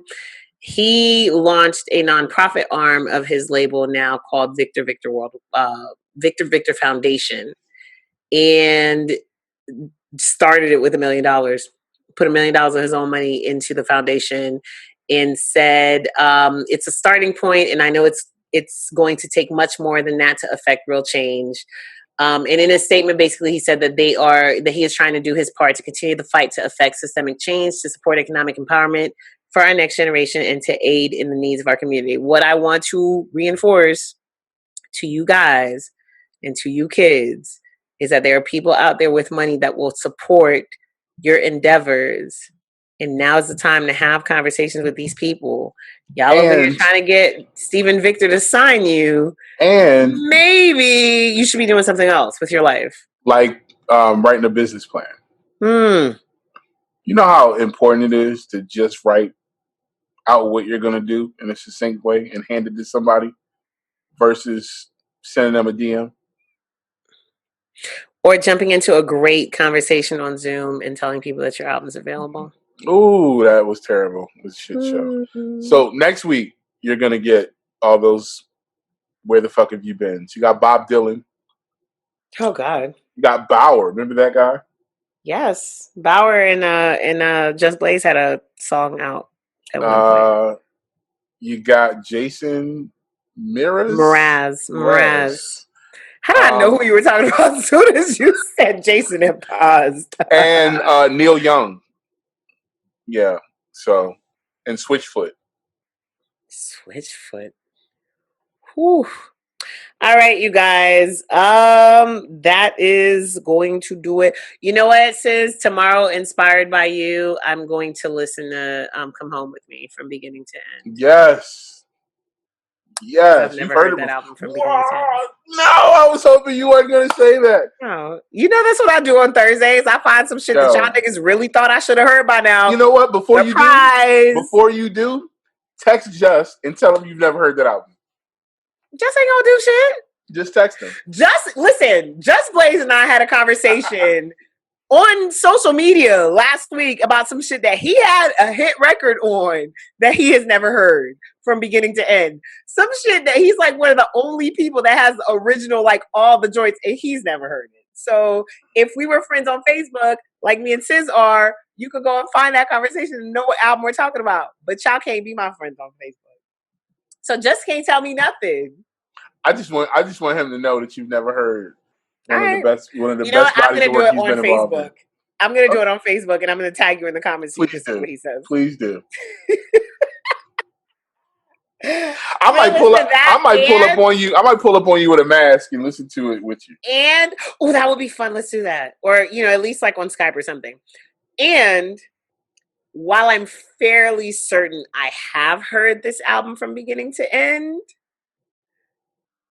because I listened to Magna Carta Holy Grail today again, because I'm in that small minority of people that, it's not one of Jay's classics. I like it a lot. I love that album. It's like 4 songs on there that I could really just do without. Right. Like I pretend everything after BBC didn't happen. Right. And I enjoy BBC even though it's ridiculous. But everything before BBC is great. And then somebody said, you really, I hate that album, but I love Kingdom Come. And I was like, what? So I went and listened to that again.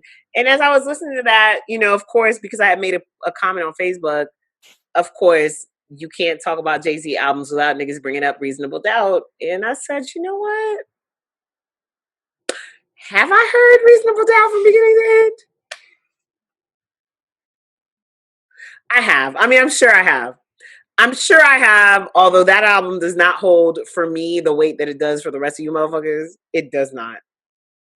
But I'm going to listen to it again tomorrow. What? I've got nothing. I know 22 Tools by heart, though. What about Brooklyn's Finest? Huh?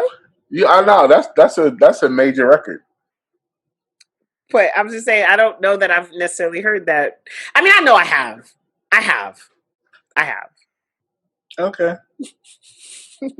I believe you. It's cool. I mean, I'm just saying, you call yourself a Jay-Z stan. We got to talk. I am. Okay. I am. And it's fine. Me and Blue can discover that album together. All right, let's All right. That's going to do it for us today. He is at Scissorp215 on all social media. And she's at Saint Boogie if you need to spell it. It's right there. The Saint is spelled out and the Boogie is real. I keep forgetting. Well, I mean, no, there's some people that are listening, so they can't see your nifty graphics.